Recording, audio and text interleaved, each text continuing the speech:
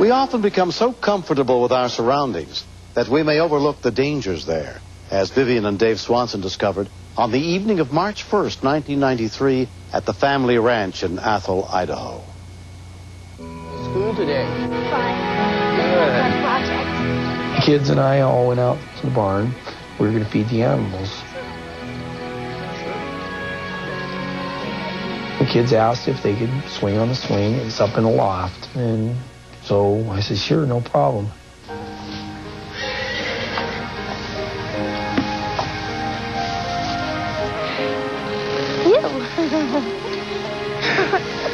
do you say, Bullet?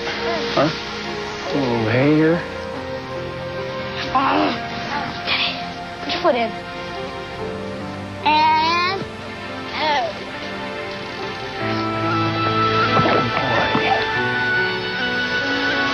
Hey, kids.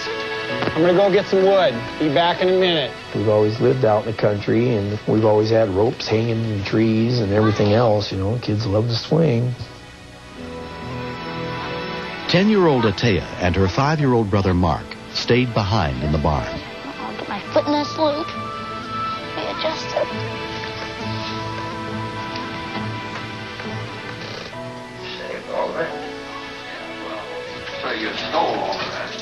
All of a sudden, the door came open, and Mark steps in and says, Taya's hanging by a rope in the barn. From the rope in the barn.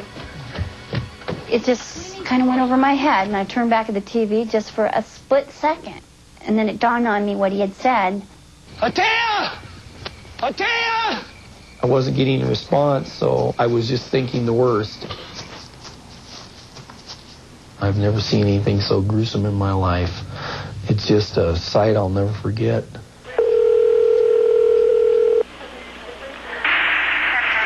I need an ambulance.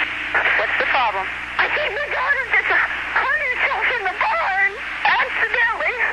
Okay, ma'am. Calm down. I can understand what you're saying. What happened, you know? I don't know. My son just came in. He said my daughter was hanging from the rope by her neck.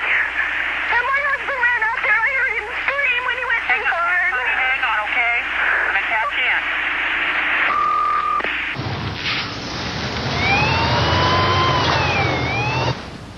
As soon as I got her loose, I checked the pulse because I didn't know if she was alive or dead. And I had a pulse, but she wasn't breathing. So I cleared her throat, and I started to administer rescue breathing. Come on. I've never had to use CPR in my life. But now, the first time I'm ever using it, I'm using it on my own daughter. Come on, Taya. Come on, Taya. My daddy was breathing into her because she wasn't breathing. Come on, I was scared because she wasn't going to be around anymore. I looked up in the loft and I said, Dave, how is she? And he said, Vivian, she's almost dead. I just couldn't believe that God would take such a little life like that away. You know, because I know she's going to grow up to be a wonderful person. Apparently, when she had hung herself, it had caused her to vomit. And so she was all blocked up. And I had to clear her throat, I bet you, half a dozen times. Come on. She was just laughing and playing around the house that night.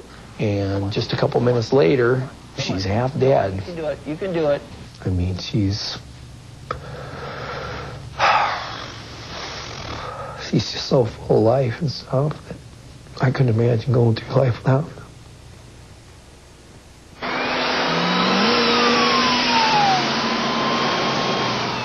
Dad, she's going to be okay?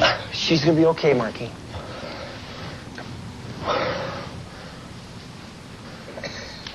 It was a real relief when she started breathing on her own. But I started thinking about coma, paralyzation, and it scared me. It scared me real bad. Within 5 minutes of the call, the Bayview Athol Quick Response Unit arrived, including EMT Shane Baldwin. When we arrived, we were met by the mother, who was extremely hysterical at the time. Okay, come on, sweetheart. The father already had the girl down, but it just scared the hell out of me. Come on, Taya. Not good. She had a pulse, but she wasn't breathing. EMT Debbie Claney helped treat the young girl. I gave her The father was really, really upset. He was afraid that because he took her down, that he may have hurt her neck worse. And we kept telling him, no, he did everything that he should have done. I mean, he did excellent. She was in real bad shape. Her blood pressure was down, her respirations were down, and that's not good for a child. When they start going down that bad, they're not long for this world, usually. Hey, can you hear me? I never looked at that rope like a noose. Never. And I couldn't believe that I'd overlooked it, and I felt really guilty. I was not sure if I would ever see this girl alive again, and it just tore me up. If I could give my right arm to have this little girl live, I would gladly do that. I'll be sending them down. Okay, very good. Okay, thanks. Ataya was transferred by Heart Flight helicopter from the local hospital to the Pediatric Intensive Care Unit at Sacred Heart Medical Center, where she was examined by Dr. Daniel Brudico. What do we got? We received Ataya in critical condition. She was comatose, completely unresponsive to any stimuli. How's her neural status in flight? Been very unresponsive this time. The most difficult thing for me to do is to talk to the parents and have to tell them that she may survive but may not be the Ataya that they knew before. Just stand with her here, hold her hand and talk to her. When we first saw her, it wasn't my little girl. They had tubes and everything out of her, and it was so sad. Pretty sad. The doctor said, I want you guys to keep talking to her because she can hear you. And so me and Dave took turns all night. We talked about what the things we were going to do. And at this point, we knew she was alive. We didn't know how she was going to live the rest of her life. I was sad because Dad was in the hospital and I wanted her to come home. Sometimes we fight a lot, but I still love her. I'm still here, Ataya. I was there at 6:30 that morning, and she just opened her eyes and looked at me. Ataya? Ataya? I said, do you know who I am? She just nodded her head, and I knew she was going to be all right. I was positive she was going to be all right. It just had a big smile on my face. Ataya was released after 4 days in the hospital without any sign of permanent injury. She's just as bright as she ever was. The only reminder we have is the small rope burn on her neck. Come on, Clay, you can hit it. I still do all the things that he used to do, but I'm a little bit more carefuler than I used to be. When I went back to school, my teacher had made me a cake, and the kids were really thankful that I was still alive. In fact, she kind of had a big head after that. She came home one day and told me that she was the most popular kid in school. And I told her that's not the way you want to be popular.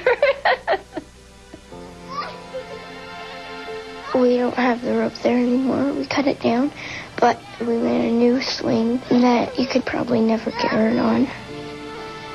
Hey, my turn! I was just so thankful that Mark reacted the way he did. For him to run all the way from the barn to the house and told somebody, that's what saved your life. I'm so proud of that little boy.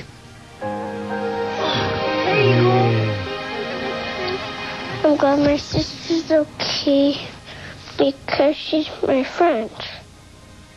Come here, Prince.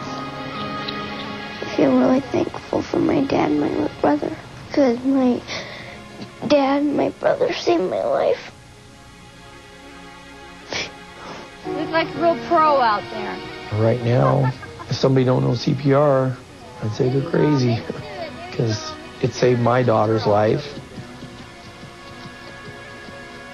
Pat him there. There you go. If I had one thing to say to the rescue team, I would just say thank you. I owe you a great debt that I will never be able to repay. I love riding horses and doing things with animals. I want to be a veterinarian.